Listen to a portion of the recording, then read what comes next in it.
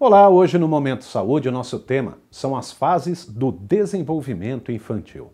E sobre esse assunto eu converso com a psicóloga Adriana Reame. Doutora, muito obrigado pela entrevista. Bom, quando a gente fala de desenvolvimento infantil, primeiro, qual é a importância dos pais e onde e como eles podem interferir e devem até que ponto no desenvolvimento do filho, principalmente quando a gente fala de primeira infância e quando a gente fala das descobertas da criança? Bom, o desenvolvimento infantil, em se tratando da primeira infância, é a base, né, para tudo o que vai acontecer na vida adulta até, né? A adolescência é uma volta dessa primeira infância, de tudo que a criança está experimentando. Então, a criança acabou de nascer, a influência da família, até na escolha do nome, do que será aquela criança, essa criança, até um certo tempo, ela vai carregar isso com ela. Então, no desenvolvimento infantil, a família, ela está estruturando uma pessoa, ela criando uma pessoa, formando uma pessoa. Então, como que ela pode fazer isso, né? A atenção dos pais, né? A criança, ela precisa de tempo para ela brincar, para ela conhecer o mundo, é através da brincadeira, é através das relações, né, do brincar, né, das conexões que ela faz com o que ela está sentindo, com o que ela está aprendendo, é isso que vai favorecer um desenvolvimento saudável na criança. As crianças, enfim, todos nós temos contato diário com equipamentos tecnológicos. É uma velocidade tremenda e cada vez mais cedo essas crianças são apresentadas, a tecnologia é apresentada à criança. E ela utiliza dentro de casa, ela utiliza na escola, ela utiliza quando vai pegar um ônibus, enfim, qualquer ambiente hoje se utiliza e se faz necessária a tecnologia. Existe uma idade correta para que a gente apresente esses equipamentos para os filhos, para as crianças? De que forma que devemos acompanhar, né, esse dia a dia dela com a tecnologia? E existe o certo ou o errado nesse caso? Então, Leandra, a tecnologia, ela é algo que existe hoje no mundo e que os pais, os adultos, eles precisam controlar na vida dos filhos.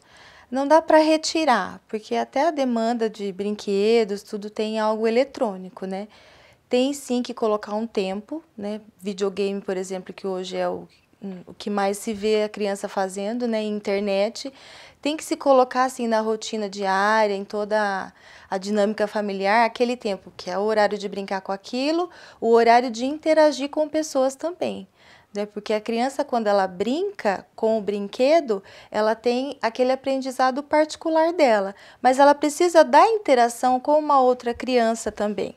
Né? Então, o limite ele é imprescindível. Isso não só dentro de casa, por exemplo, no ambiente escolar também. E hoje é extremamente comum, quase todas as escolas, o uso de tecnologia. Ou seja, então, não adianta proibir em casa, porque na escola ele vai utilizar. Sim, sim. Aí nós estamos indo num caminho, né, que nós não estamos falando a mesma língua, então não dá para retirar. Mesmo também porque é o que existe para a criança brincar, é o que o mercado também oferece.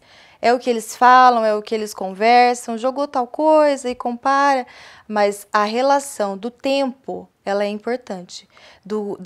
Da quantidade de tempo que essa criança fica só ali disposta na tecnologia. E esse é o cuidado principal dos pais. Bom, e aí também a importância do contato físico, né? Sim, as trocas afetivas. Né? Então, nós não podemos esquecer que no desenvolvimento infantil não é só a questão pedagógica que está em jogo. Né? Então, a criança ser inteligente, aprender isso, aprender aquilo. Se relacionando, né, com os amiguinhos, com pessoas, ele está também desenvolvendo a parte afetiva, que a tecnologia não favorece. Ela não favorece essa troca. Né? Bom, e aí a gente tomando como base essa parte afetiva, aquilo que ela tem dentro de casa, e o seu ambiente externo também, no bairro, enfim, daquilo que ela vivencia no dia a dia. Então, como é que os pais devem trabalhar as questões sociais do que é certo, do que é errado, para que a criança não leve isso para uma adolescência e também já na fase adulta?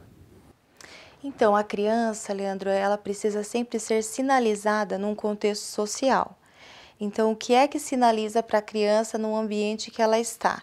É isso que deve permear os pais a questão do certo e errado. São as posturas, né, são os limites.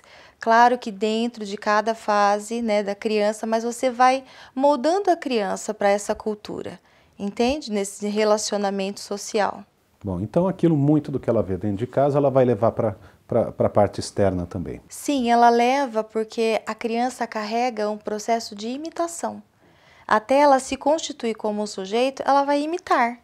Então, ela imita aquilo que ela vê. Então, se ela tem um ambiente muito agressivo, que tudo lá é dito no grito, né? Tudo é muito corrido, ela vai ser assim, né? Então, é muito comum quando a gente atende criança, a gente ver a dinâmica dos pais na criança, né? Então, você vê a criança, dá para você imaginar, e às vezes cabe orientação aos pais para essa criança também poder ser modificada. A gente precisa interagir com os pais, né? Com os costumes e com a dinâmica. Quer dizer, então o conselho é realmente o amor dentro de casa, é a família, formação e educação. A família ela é a grande responsável pela estrutura, por essa formação desse sujeito. Quando a criança vai à escola, então ela vai desenvolver a parte pedagógica e a parte afetiva ela já tem que estar formada quando ela está com os pais, antes de ir para a escola, né? Claro que existem outros cenários, né? Hoje a gente vê crianças cada vez mais cedo ficando em escolinha, né? Que também faz esse amparo, mas é também um amparo mais afetivo do que pedagógico. Tá bom. Doutora, muito obrigado pela entrevista, pelos esclarecimentos. Ok. Este foi o Momento Saúde, a gente se encontra numa próxima oportunidade. Até lá.